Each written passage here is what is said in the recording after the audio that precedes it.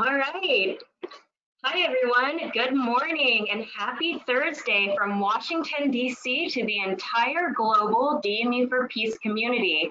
Welcome to the edition of the M&E aim to bring you the best and most innovative learning there is in the peace building field and beyond. My name is Jennifer Howell, and I am the Senior Communications Associate for DMU at Search for Common Ground. Similar to many of you, I am working from my currently known as my office. I'll be taking over as moderator this session, and I'm really looking. So today, as part of our ongoing joint initiative focusing on digital adaptation and technological innovation in peace building, I am delighted to welcome Sarah Guth, and apologies, Sarah, I hope I said your last name correct, President of UNICollaboration. Many thanks for joining us today. Our and virtual during COVID-19 and after. If you have a question during the webinar, you can write it on the question function on your GoToWebinar dashboard, and we will address it once we reach the Q&A portion. Over to today's guest, and the floor is yours.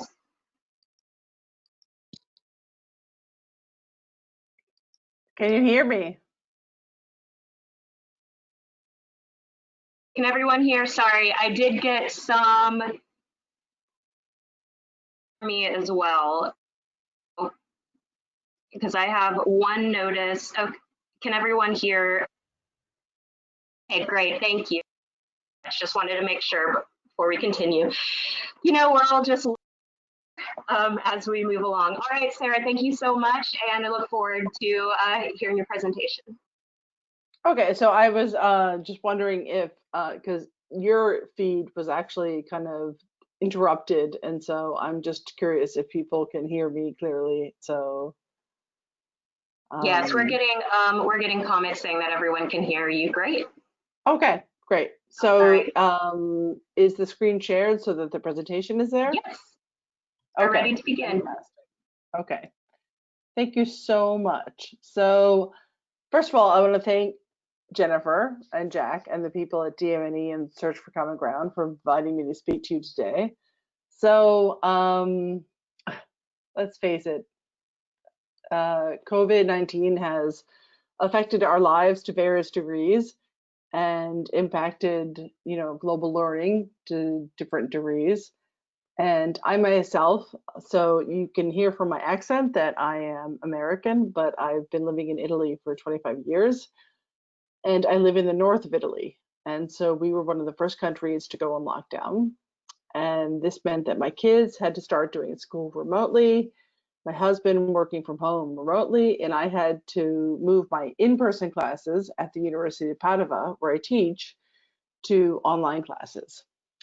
So for me, that wasn't much of an effort because I did a master's degree in online teaching and learning back in 2005. And following that degree, I, as an English teacher, realized that my students had little to no experience communicating in English. So I saw technology as a way to offer my students the opportunity to have authentic interactions with peers in other parts of the world in a kind of learning by doing experience. So they weren't just repeating exercises, but actually engaging with people. So at the time in the field of language learning, we called this activity telecollaboration. But as the years went by, it became clear that educators in both formal and non-formal learning contexts were using technology more and more to connect students in different geographical regions from different cultural and socioeconomic backgrounds to learn from one another and with one another. So this practice of bringing students or learners together has now come to be called with the umbrella term virtual exchange.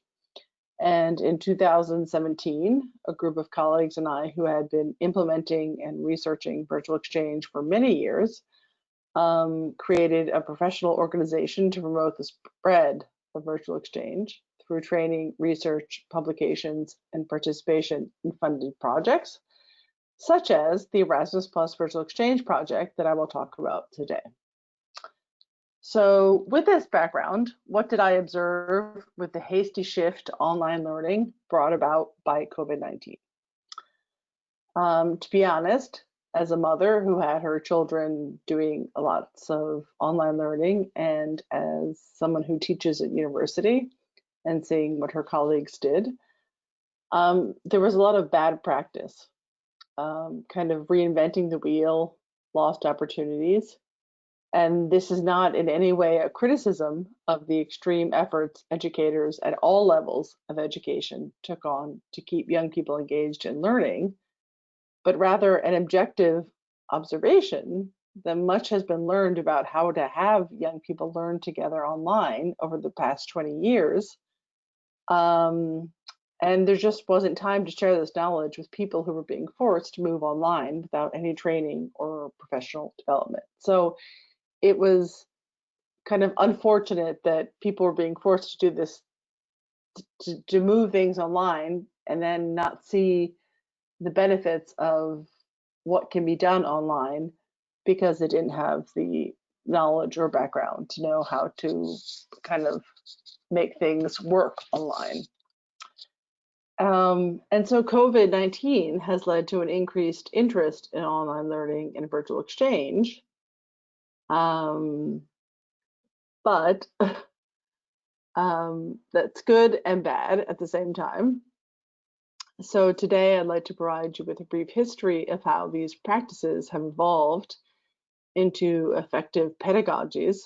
And I'd like to explain what opportunities the different models of virtual exchange offer. And finally, why whatever the so-called new normal that we're talking about in terms of post-COVID or COVID is the new normal, might entail for those of us who are trying to get young people engaged in interacting with one another internationally. So to start, I would just like to give you a brief history of online learning. And this should come as no surprise to anyone that, of course, in the 1990s, we had the internet that came about, and there was people had more access to personal computers, and therefore they could access. So universities saw this as an opportunity to offer educational offerings to wider audiences, but this system was very much, we will share our content knowledge with you, and you will absorb this knowledge and then do tests and quizzes and whatever and get back to us. So this was kind of the first stage of online learning. So it was good for people who couldn't attend, because they worked or they had family to care for, but it did not offer opportunities to interact with other learners or with the tutors. So then we have the first decade of the 2000s, as it were, in which there started to be research into how can we teach online in an effective way that will really get students engaged, learners engaged. And what was really missing was a social component. So the interaction between learners and the tutors. So there was this, as I've shown here on the slide,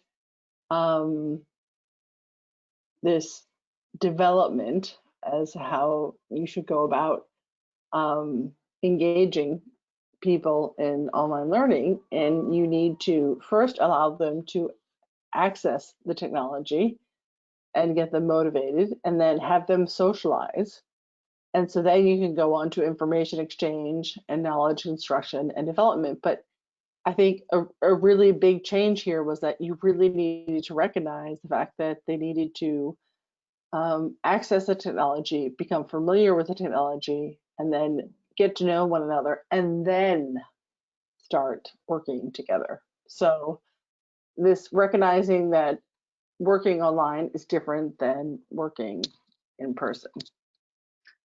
So what then happened was that the internet became more available to more people, and new tools and new social media and Web 2.0 technologies and all these things started creeping up.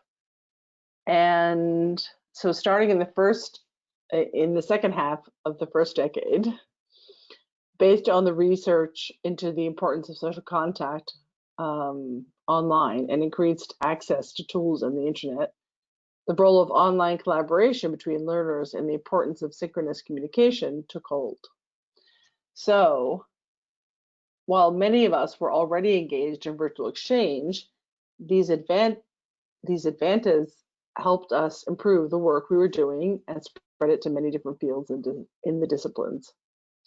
So a shift was taking place. So it wasn't only that you could offer educational experiences to people who otherwise wouldn't be able to, but that designed in the right way, it could also offer intercultural experiences that would not necessarily be a substitute for mobility, but could offer opportunities to those who could not engage in mobility or enhance existing short-term mobility projects by allowing learners to engage with one another before and after their experience. So we have this, I hope people understand the terms asynchronous and synchronous. If you don't, please ask me in the chat and we'll talk about that later. But this increase in the ability to focus on synchronous communication and collaboration online. Much of the collaboration was also done asynchronously. So it was this kind of combination of we can collaborate asynchronously and then communicate synchronously. And maybe we can actually learn things about one another in terms of our cultures and where we come from. So this is just a quick image that comes from this idea that you're sending information off to people on the left, as opposed to on the right, you're actually communicating with people and sharing ideas with people. And so that's really where this idea of virtual exchange and communication come into play. So I will take that and say that what is virtual exchange? So virtual exchange is basically an umbrella term, and this is how we might define it. So it is technology enabled people-to-people dialogues, so people talking to one another, sustained over a period of time. So it is not about a webinar like we're doing right now or one-off communications on social media. It is the use of new media platforms to enable deep, and that's important, interactive social learning. And as I've said, I hope in the brief overview I gave of the background of online learning, it has developed over 30 years from experience in the field of educational exchange and study abroad. And the aim is really to make it possible for every young person to have meaningful transnational and intercultural experiences. And it prepares, deepens, and extends physical exchanges for those who can, and fuels new demand for physical exchange. So there are many people in our networks. So I will be curious to hear from you all that are hesitant to go on physical mobility, and virtual exchange seems to be a way to encourage young people who are hesitant to travel to go abroad and actually have learning experiences abroad. So what are the aims of virtual exchange? We really aim to allow more and more people to have a meaningful, and I think that's the key word, meaningful intercultural experience as part of their formal or non-formal education. And it is to increase mutual understanding, global citizenship, and digital literacies in courses across the curriculum. And you will notice here that we do not talk about tolerance, we talk about mutual understanding. So it's about listening to people and understanding where they come from. And in addition to this, on a much more practical level, to develop employability skills such as digital competence. So the ability to communicate and collaborate effectively online, which we have found with our students in recent years is actually a very important skill. But also the ability to communicate in foreign languages, media literacy in terms of recognizing what news is fake or is not, and the ability to work in a diverse cultural context. So now I'm going to talk to you about Erasmus Plus Virtual Exchange because I think it really brings together what we all in the field of virtual exchange have been working to up until this point. So virtual exchange is very much an umbrella term that brings together different models of activities that you can do to engage young people in interacting and learning from one another. So this is a pilot project from the European Commission, and it started in 2018 and will end at the end of this year, 2020. And the aim is to develop this innovative way for young people to engage in intercultural experiences online and to foster mutual understanding and skill development. We had a target of 25,000 youth that we would reach, both within higher education institutions and in youth organizations across Europe and North Africa and the Middle East. And we have actually not only reached, but actually gone above that aim of 25,000 youth. And as you can see here, it has been implemented by a consortium, and Search for Common Ground, who are hosting us today, are one of those. So the question is, can virtual exchange be integrated in a university or youth organizations programming? And the answer is yes. So if any of you were there last week at the presentation by my colleague and friend Waidehi Gogole about Solia and their facilitation training and their Connect program and other programs, yes. So those are what we called ready-made exchanges, in that you can have a student or a young person just go and join those exchanges. In addition to that, there's the work that my organization, UNICollaboration, does, which is to help people develop their own grassroots exchanges. So you come up with your own idea and develop your own exchange. So in terms of Erasmus Plus Virtual Exchange, they offer these ready-made virtual exchanges, and social circles and the Connect program are both offered by Solia. So for those of you who have been, who were there last week, should be familiar with this. And then there is the Cultural Encounters program offered by Sharing Perspectives Foundation.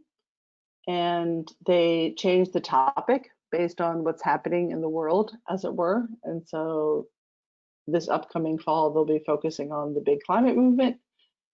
And then there are debate exchanges offered by the Anna Lynn Foundation. And then in terms of grassroots exchanges, we offer trainings. So there are trainings for people to develop their own virtual exchanges. And there's also the facilitator training offered by Solia for people who can then join in different types of virtual exchanges as facilitators. So Waidehi last week spoke to you about the Connect program. I'll just add that what we've learned over time is that the Connect program, as well as the facilitation training, are very time consuming. And so we tried to come up with other ideas for programs that would be kind of taster sessions. So to encourage people to be more interested in this kind of activity, but not requiring them to engage in 8 or 10 weeks of activities. So social circles is one of them. And so it's considered an entry point into virtual exchange. And it lasts about 2 weeks and is open to anybody within and outside higher education. And there I'll have links at the end, but so the topics of the social circles depend on what's kind of happening in the world. And right now, in August, it's going to be how to balance local cultural and globalization. And then there's a program offered by Sharing Perspectives Foundation, which is Cultural Encounters. And this time they'll be focused on the environment. And it's a more academic approach to these ready-made virtual exchanges, in the sense that they have lectures by expert academics and practitioners. And then each week they also have facilitator-led dialogue sessions and interactive assignments. So in terms of commitment, it's a bit greater than social circles or the Connect program. And so the benefits of these existing exchanges, or ready-made exchanges as it were, is that they really are multilateral and diverse. So you get these perspectives from very many different students. And in the end, because they are focused on these dialogue sessions that happen once a week, the learners, if they're particularly interested in one topic as opposed to another, they really lead the discussion and the facilitators follow that discussion. And in terms of the benefits for the participating institutions, you really don't have to do anything, which is a good thing for some institutions. So they organize the students, they set up the tech support, they have their curriculum, and there is rigorous evaluation in terms of learning outcomes. And so then we go to the grassroots exchanges, which are more where I come from as somebody from UNICollaboration, and my own background is that we create our own exchanges based on our specific needs. And so in the context of the Erasmus Plus Virtual Exchange project, we call them TEPs, and we do lots of training. And these trainings, so they are, people who participate in the trainings are not only educators or youth workers, but also staff at universities, staff in youth organizations that really want to understand the benefits of developing virtual exchange. And so we have basic training and advanced training. The basic training really focuses on what it's a learning by doing approach. So you yourself are engaging online in a virtual exchange, and it helps you understand what the benefits are. And basically it's 2 or 3 hours a week in terms of synchronous and asynchronous communication. And then we have the advanced training for professors or youth workers who are already engaged in partnerships and want to develop something together. So the benefits of the training as opposed to the ready-made. So the training requires much more effort on the part of participants. But the benefits are that you understand the rationale behind the virtual exchange, and that by doing the training, you experience what students will experience. You learn about the innovative pedagogical approaches to education, and you become more familiar with the tools of e-learning. And then you can also respond to specific learning outcomes. So with ready-made exchanges, the learning outcomes are already set. Whereas if you're developing your own exchange, you can develop your own learning outcomes. So it's customized to your needs and your field. And you can receive a lot of support in developing your own exchange through the training. And also for those of you who have existing partnerships and you don't quite know what to do with these partnerships in the day and age of COVID, these will help strengthen your partnerships. And eventually, I think, if you come up with a very good, solid idea for a virtual exchange between different partners, it could be developed into a larger scale multilateral virtual exchange. So just briefly, examples of TEPs, we call them, so virtual exchanges customized, that we've developed within Erasmus Plus for virtual exchange. We have blended mobility with youth leadership, so youth organizations in different European countries.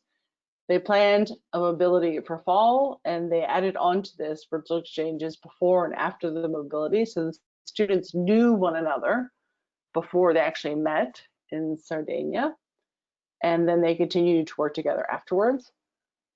We also have examples of only online virtual exchanges. So youth organizations in Italy and Lebanon spent several weeks discussing and exchanging ideas about what can be done to protect the environment. And so there was no mobility, but they were engaged in asynchronous and synchronous discussions.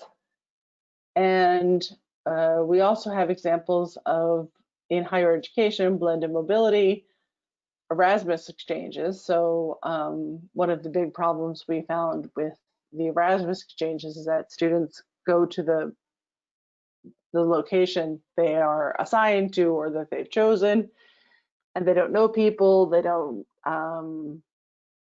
feel comfortable fitting in, and so they just tend to hang out with other people from the international community, whereas allowing them to engage with and get to know other local students before they travel means that when they arrive, they already have a point of contact.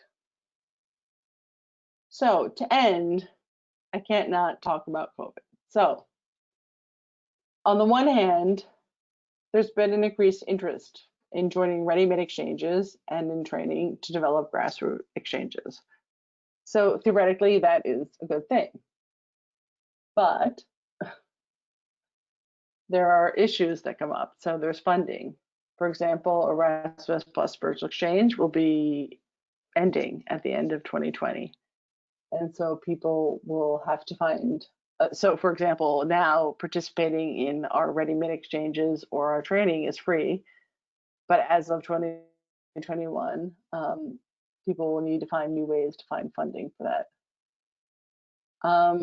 And to be honest, there's a risk of loss of interest in virtual exchange post-COVID, whatever that means.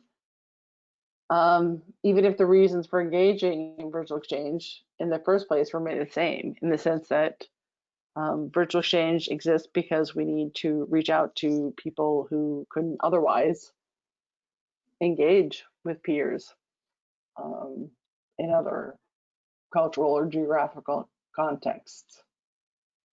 So what strategies can you take? And these are just the few thoughts I'll leave you with. Plan ahead. So this is not something you do from day one to day two. You would need to plan ahead. Be creative. Think outside of the box. Get some training. And join the growing community of virtual exchange practitioners, because it really is growing extensively. So at this point, I am tired of talking and really look forward to hearing what your comments and questions are. And thank you for listening to me up to this point, honestly. So back to you, Jennifer. Hi, thank you so much. And I hope everyone can hear me a bit better. I'm trying to use different audio. You know, again, like you said, it's a little trial and error. Adapting to the quote new normal that we're all in. But thank you, Sarah, so much. That was really insightful, and I'm looking forward to moving into our Q&A portion. Oh, Sarah, we can see the rest of your screen. Okay, thank you. I thought you I figured that out. No, you're good. We're back to the presentation with the links that will help everyone access what you were speaking about. So we are now open. We're going to now open up today's presentation for questions. A couple of notes about our format for those of you who are unfamiliar with the Thursday Talks. You can submit a question in two ways. The first is through the question function. The second is on the hand icon to raise your hand, which will allow us to unmute so that you can ask your question live. When you submit your question, we ask that you submit your name and affiliation if possible, just include it when I post your question to Sarah. And just to note, these talks are recorded and posted on our website, DME for Peace, so that those who are joining us at this time listen to the presentation and discussion. While everyone is sending in their questions, I'm happy. Oh, it looks like we already have some hands up, but while I'm going to give everyone to send them in and ask, we did get one question and I just want to clarify. Sarah, the online, are the TEP courses online can they register online? Ooh, I don't know why that was hard for me to ask. Can they register online and where? I'm assuming that's one of the links that you said you would share with us. Yeah. So so let me figure out now how to get back to, No I'm sharing my screen. And we can always drop it in the chat function and send it out to everyone. But now. So here, there it is. Wonderful. And we'll also make sure all these links are included on the recording page once that is up later today. Yeah, so basically in response to that question, the Erasmus Plus Virtual Exchange project is ending at the end of 2020. And of course, we've been lobbying to have it continue, but we've been unsuccessful so far. But we still do have basic and advanced training for the fall semester. So the basic training really is for anybody who wants to know more about virtual exchange in all of its different modalities. So we really welcome not only educators, but also different, staff and different people in terms of administration, just to have a better understanding of what virtual exchange is. And then we are offering later in the fall the advanced training, which is really partners who have come together and want to develop their own virtual exchange. Great, thank you so much. I do have a few questions that have come in for you, Sarah. One is actually, I'm gonna ask just because it's our normal moderator, who a lot of people will recognize, Jack Farrell. He had the question, said, hi, Sarah. And how have you and your team addressed equity? These programs generally make existing inequalities, I really can't speak today, worse without some sort of mitigation.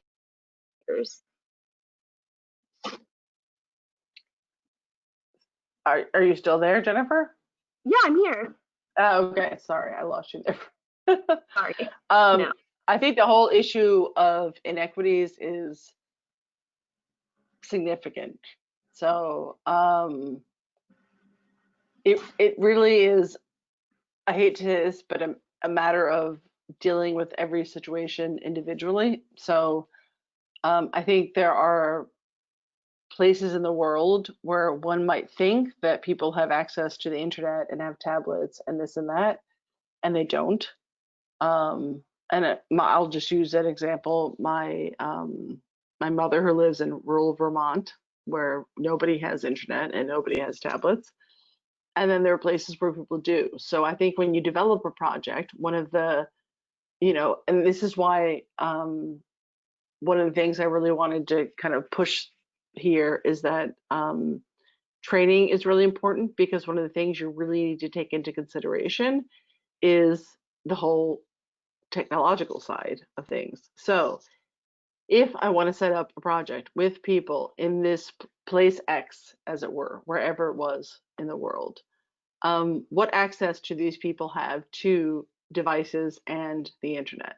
And if they don't have that access in their homes, And if they have that access at the universities, but the universities are currently closed, where can they get that access? So these are all things that are a really major fundamental part of the discussions that need to take place when you start developing a virtual exchange project. And I think solutions are always there, they're available, they can be found.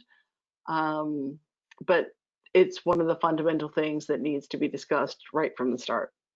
That's what I would say. Thank you, Sarah. And I do have to say, it's a little funny. That actually came from Jeremy Fultz of the STEAM group, STAM, where Jack, I saw the JF, which was written in, and just assumed because I know Jack's listening, so my apologies. That's what you get for being a two-person team. But I know. So thank you, Jeremy, for clearing that up. And thank you, Jack, for being a good sport, I'm sure, listening in and being very confused. So we also have a question coming in. What is the difference between MOOCs and VE? And that's from Owen. So between MOOCs and VE, okay. I think they're really, actually, now that I look back on my slides, I apologize. So that's something I should have made much clearer.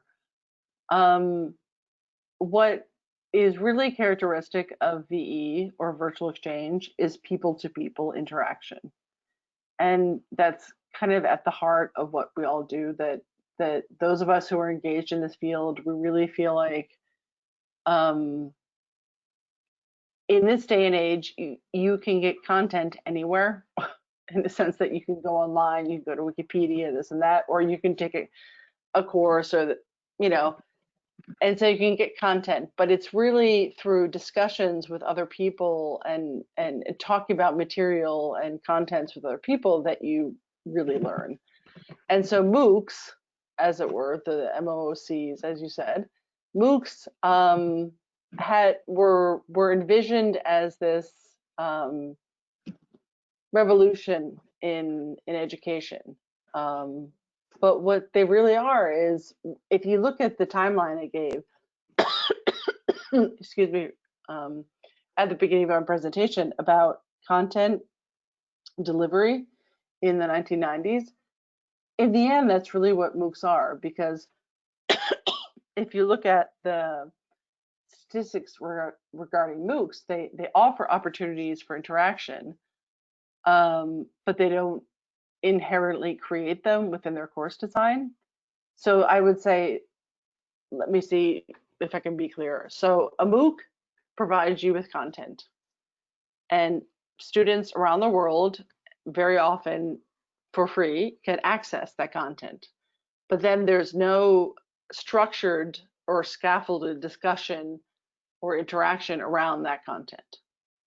So the difference between a MOOC and virtual exchange is that in virtual exchange, you take the content and then you bring students together to discuss and reflect on that content from their different perspectives, depending on where they live and their cultural background.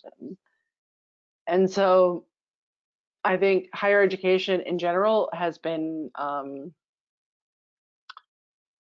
it's promoted MOOCs because they're easy to promote. We'll just put this content out there and everybody can access it. But in the end, if you look at attrition rates, which means how many people actually complete MOOCs, it's abysmal. Whereas if you look at attrition rates for virtual exchange, it's much higher. Because kind of, as I was saying when I was talking about the development of online learning to virtual exchange, the more you get students or young people interacting with one another, the more they're committed to actually completing the learning path they're on. So, thank you, Sarah. Oh, sorry to interrupt. No, that was my answer. No, great. And Omid said, thank you so much for that. I have quite a few good questions coming in, and I just want to be wary of time, so I'm going to try to just get them out there, and maybe we can move through them quickly. I had a few questions coming in on basically around those who are starting off, kind of this is their first step into VE and online facilitation as a whole, wanting to know what advice you would give about kind of acquiring these new skills and techniques, and also how to best deal with issues around and growing engagement and kind of not losing people's attention span and dropout rates. So that's a double question, I understand, but yeah, that would be great. Thanks. I think I would say, so in response to the first part of the question, one of the things I wanted to highlight in my presentation was just that there have been so many people doing this for, the past 20 years that don't start out on your own. Get in touch with us, get in touch with other organizations who do virtual exchange and learn from them, just because, we go out, we do a lot of training, and people have already started doing it on their own, and they're, reinventing the wheel and repeating the same pitfalls. And so don't do that. There are people out there who can help you, who can offer you assistance and take advantage of that. So I think that was kind of why I wanted to end the presentation on this idea that there is a growing community of people and we can help one another. So I think in terms of that, though, you need to decide what your objectives are. So what do you really want? I think before you do anything, what do you want to do? What do you want the young people you're working with to gain from this virtual exchange experience? So in terms of what the second question was? It was about how to keep dropout rates low, also okay. bring in higher numbers, and if there's ways to incentivize it, or what your advice is around that. Okay, so first of all, I think the amazing thing, I mean, if we're all still doing this and we're not making tons of money out of it, there's got to be some reason we're doing it. So the reason we're doing it is because once you start doing it, students talk to each other, young people talk to each other, and they recommend it to their peers, and there's the word of mouth thing that is really, really significant. I mean, do not underestimate the fact that students might be hesitant, young people might be hesitant at the beginning, but once they actually do it and engage with people from other parts of the world, they're hooked. And so it's just a matter of getting them there, and once they're there, they actually share it with their peers. So I haven't seen, in my experience doing this for many years now, it's really the biggest problems we've had have been with capacity. That once students get engaged, once young people get engaged, they're engaged and they tell their peers, and then they come to us in numbers that we can't necessarily accommodate. So that's actually a really, kind of positive aspect of this. And that was the one part of your question about sustainability. How do you get the initial engagement, sort of? You said word of mouth. Small numbers. You start small. You start small, and those small numbers, then we call them amplifiers. They go back to their communities, wherever they are, and they say, oh, you have to do this program because it's so good, it was so interesting, and this and that. And so, I think our audience here today is quite varied and diverse, so it's hard to speak to exactly what they might do. But in terms of recognition, I mean, that's a whole other issue that we could bring up, in the sense that if institutions, be they youth organizations or universities, recognize this type of activity as something that is valid and important, and allows for students to develop employability skills and soft skills and this and that, then the institutions need to do that. So, but I'm not sure exactly who our audience is today. So we are running out of time, and I am very aware that I should wrap up, but I did want to ask very quickly if we could very quickly cover, if you just have any sort of last minute classic pitfalls and challenges that you see organizations or individuals face when they're first setting up their own virtual exchange or facilitating it, either or, just in your experience? And then I'll close out. I wanted to ask. No, I would say the biggest thing is not allowing time for students or young people to get to know one another. That there's a need on the part of educators, whatever organization we're from, to get people down to work and collaborating with one another. But if you don't take the time, and that literally means 2 to 3 weeks in terms of virtual exchange, for students to just talk to one another and get to know one another, if you don't do that, then when you go on to the collaborative task, which is, you know, what you really want them to learn about, how is it to work with people from another culture and this and that. But if you don't go through the whole socialization and familiarization part beforehand, then that collaborative aspect isn't going to happen. So I would say the biggest pitfall, in my opinion, is thinking you can get this done in 2 to 4 weeks, but you really need to allow time for students and young people to get to know one another and just talk about whatever is happening in their lives, especially now in the time of COVID and, you know, the protests around the world regarding, you know, racial injustice, and give them time to talk about that and then have them focus on the content. So in my opinion, that would be the number one piece of advice that I could give. Thank you so much, Sarah. That's great. And I think that's a really good note to end on. I want to thank you for being audio and for your presentation and for the Q&A session.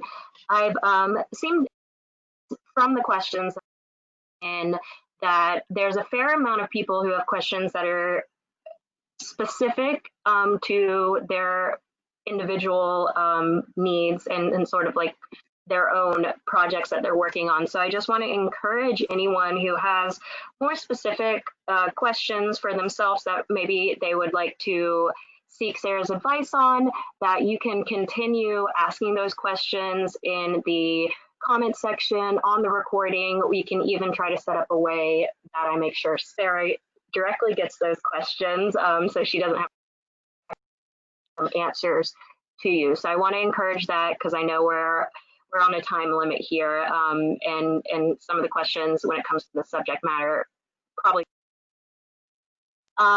So again, I want to thank you all for joining this edition of the M&E Thursday Talks. This will be posted online on the M&E session page later today, so that you're able to return to it and share it with your colleagues and also ask your questions. Make sure that we have a version of the presentation and all the links that were discussed during this talk, so you can easily reference them. And yeah, we look forward to hearing from you. And also, please feel free to continue the discussion in the comment section. So that's it for today, but we're looking forward to continuing delving into digital peace building, adaptation, and innovation. And we'll be back soon with another M&E Thursday Talk. So thank you again, Sarah, and I hope everyone has a great rest of their Thursday. Thanks, everyone, for coming and listening. Thank you for inviting me. It was Thank you so much. Okay.